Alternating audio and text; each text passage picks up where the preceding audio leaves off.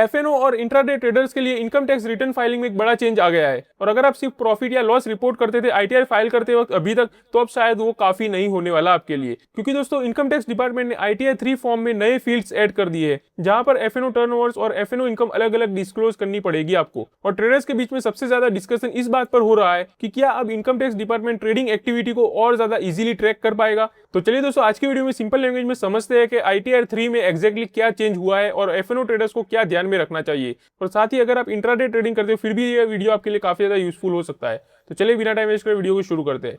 सबसे पहले ये बात कर लेते हैं दोस्तों कि अभी आईटीआर 3 इतना ज्यादा ट्रेंडिंग में क्यों चल रहा है।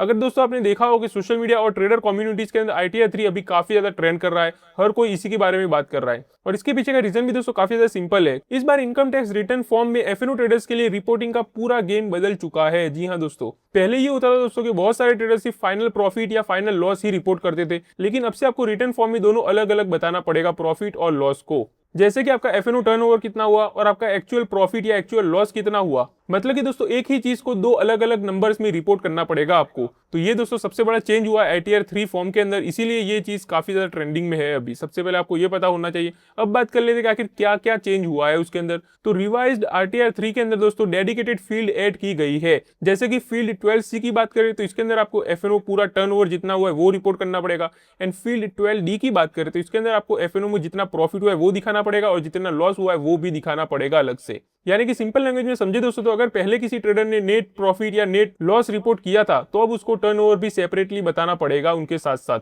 इसका मतलब दोस्तों क्लियर है कि इनकम टैक्स डिपार्टमेंट को ट्रेडिंग एक्टिविटी की आपकी पूरी डिटेल पिक्चर मिलने वाली है इससे। अब बात कर लेते हैं दोस्तों, टर्नओवर और प्रॉफिट इक्वल नहीं होता। ये सबसे ज्यादा कंफ्यूजन है जो कि आपको पता होना चाहिए। बहुत सारे लोग सोचते हैं दोस्तों कि टर्नओवर मतलब कि प्रॉफिट होता है, लेकिन एफएनओ में ऐसा नहीं होता। क्योंकि दोस्तों हो सकता है कि आपका प्रॉफिट 50,000 हो और टर्नओवर हो सकता है कि लाखों में भी चला जाए। इसीलिए जैसे कि एग्जाम्पल से इसको समझते हैं, मान लो कि आपका प्रॉफिट हुआ है 2 लाख का, फिर उसी के साथ आपका लॉस भी हो चुका है 1.5 लाख का, यानी कि आपका टोटल प्रॉफिट देखे तो वो हो जाएगा 50,000 रुपीज का। और टर्नओवर की बात करें तो टर्नओवर पहुंच जाएगा दोस्तों 3.5 लाख का। जी हाँ, मतलब कि ये दोनों को मिला करके 3.5 लाख हो जाएगा। और यहीं पर दोस्तों ट्रेडर्स काफी बड़ी मिस्टेक कर देते हैं, क्योंकि उन्हें ये नहीं पता होता कि उनका प्रॉफिट तो 50,000 है लेकिन टर्नओवर लाखों में है। तो ये भी आपको अलग से रिपोर्ट करना पड़ेगा। अब बात कर लेते हैं कि इसका इंपैक्ट क्या पड़ने वाला है दूसरे ट्रेडर्स के ऊपर। तो ये चेंज दोस्तों आपको बता दूं कि सिर्फ एफएनओ ट्रेडर्स के लिए नहीं है, इंट्राडे ट्रेडर्स के लिए भी रिपोर्टिंग और ज्यादा स्ट्रक्चर्ड हो चुकी है। जैसे कि एफएनओ एक्टिविटी जो करते हैं उनके लिए है, इंट्राडे ट्रेडर्स के लिए है, commodity traders and currency traders के लिए भी है। इन सभी को दोस्तों अलग अलग क्लासीफाई करना और ज्यादा इंपॉर्टेंट हो चुका है अब से दोस्तों आप सब कुछ एक ही कैटेगरी में डालकर काम नहीं चला सकते। इसलिए दोस्तों फाइलिंग करते वक्त प्रॉपर क्लासिफिकेशन बहुत ज्यादा इंपॉर्टेंट होने वाला है आपके लिए।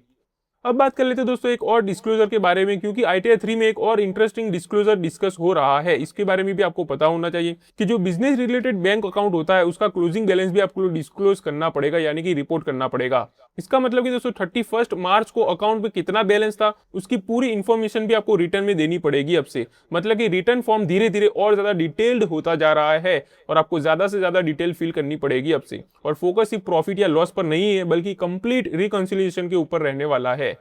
तो ये भी एक इंपॉर्टेंट चीज है जो आपको पता होनी चाहिए। तो अब बात कर लेते हैं दोस्तों मिस्टेक के बारे में, जो कि आपको बिल्कुल भी नहीं करनी आईटीआर फाइल करते वक्त। तो सबसे पहली और कॉमन मिस्टेक जो होती है वो ये है दोस्तों कि कॉन्ट्रैक्ट वैल्यू को टर्नओवर समझ लेना, जबकि एफएनओ टर्नओवर जनरली दोस्तों एब्सोल्यूट प्रॉफिट और लॉस मेथड से कैलकुलेट होता है इसीलिए। फिर दूसरा है रिपोर्टिंग ओनली नेट प्रॉफिट, यानी कि सिर्फ नेट प्रॉफिट रिपोर्ट करना और टर्नओवर कैलकुलेट मेंटेन ना करना।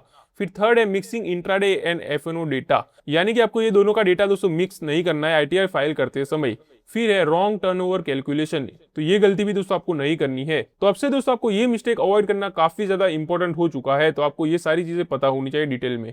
तो ओवरऑल अगर देखा जाए दोस्तों तो आईटीआर 3 के अंदर एफएनओ और इंटरनेट ट्रेडर्स के लिए रिपोर्टिंग फॉर्मेट और ज्यादा डिटेल हो चुका है, यानी कि आपको और भी ज्यादा डिटेल फिल करनी पड़ेगी अब से। अब एफएनओ टर्नओवर्स और एफएनओ इनकम अलग अलग डिस्क्लोज करनी पड़ेगी। और आपको ये भी पता होना चाहिए दोस्तों कि ये कोई नया टैक्स नहीं है, लेकिन इनकम टैक्स रिटर्न फाइलिंग में ट्रांसपेरेंसी और डेटा मैचिंग को डेफिनेटली और ज्यादा स्ट्रॉन्ग बनाया जा रहा है।